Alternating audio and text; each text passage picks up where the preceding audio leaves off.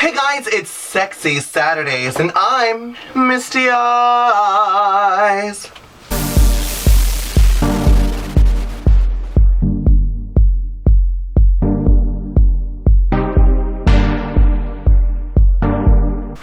Alright guys, this week our topic is from the Countess Springs, and it's kind of a good topic.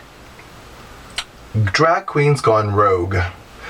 Have you ever been so sick of drag that you could crawl into a dark hole for a few weeks? What do you do to keep the excitement and variety going in drag? Make recommendations or provide antidotes for queens who are on the edge of throwing in the towel. Alright, so let me confess and say yes. There are definitely days when I'm excited, like, ooh, I can't wait to make this outfit, or ooh, I can't wait to try in this new wig, or ooh, I want to go shopping and buy these eyelashes or this eyeshadow or whatever. And then there are days when I'm like, ugh, I have to go to work. Now, I have never been one to call out. I've only missed one shift ever, and that was because I was really, really hungover and overslept. It was like a Sunday morning gig at like 10 o'clock in the morning, and I completely overslept it. And but that's only happened once.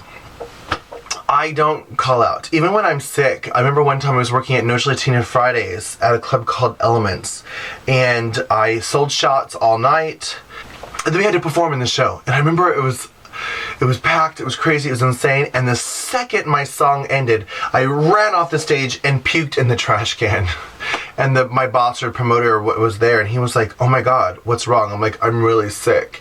He's like, why didn't you tell me? You could have went home a long time ago, or you didn't have to come into work today. And I'm like, I don't call out, I show up. You know, I've had a sty in my eye once, and my eye was swollen so big I could barely open it. I'm like, we're doing a smoky eye today. And like, it was a mess. But my work ethic is very, very strong. But that doesn't mean that my pride or my encouragement doesn't get taken, because it does. Just like anything, you could be a job as a lawyer or a job as a nurse, and you're really excited about it some days. And then other days, no matter what you do, it could be something you really love, but it's still work. Drag is the same thing. A lot of people look up to drag queens, especially with RuPaul's Drag Race, and like, oh, I want to be stared at. I want to be, you know, gawked. I want to be worshipped. I want to be adored. But it's just as much rejection and just as much shade and just as much humiliation as any other job you can think of. But maybe more so, because whether you're a model or an actress or a singer or a drag queen, you're going to get constantly putting yourself out there, and you're constantly going to get rejected or made fun of or put down. And drag queens are the worst. They're definitely a business that we're going to eat our own. Definitely. But yeah, the only thing that can, that I would suggest, when I was a waiter, I remember I was a lead trainer at a place called Macaroni Grill, Cheesecake Factory, and I was a trainer at Chili's. I used to be a trainer for a restaurant. And one thing I always said, I said Macaroni Grill first. The last one I ever worked was Cheesecake Factory, but the first one I said was Macaroni Grill because it was the first place I ever started saying it, and I said it everywhere I went. When I would train a new class, I would always tell them, look, if you wake up one day and you look in the mirror or you look at the bed and you're like, God, I hate my job, I don't want to go to work today, I can't do it, I don't want to do it, that's the day you need to give your notice.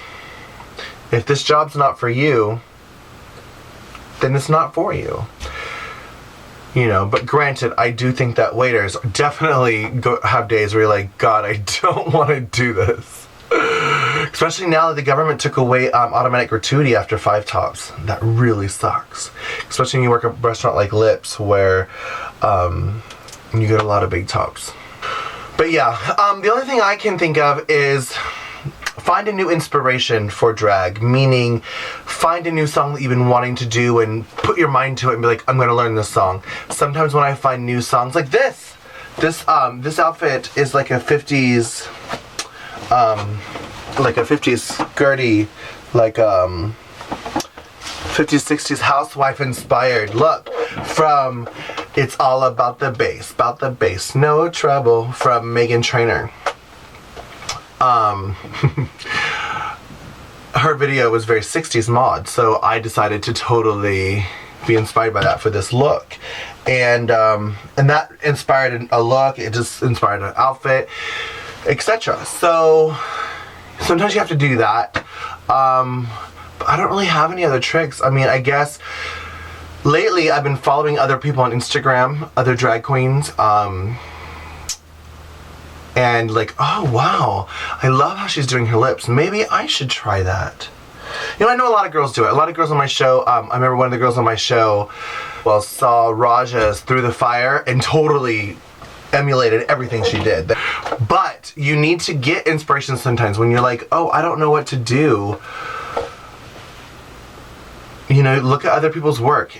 I would suggest someone that doesn't live where you do, and maybe someone that's not as famous as Raja, but look at other girls and like, oh, I really like the way she did that. I'm gonna do it, but I'm gonna change this and make it mine.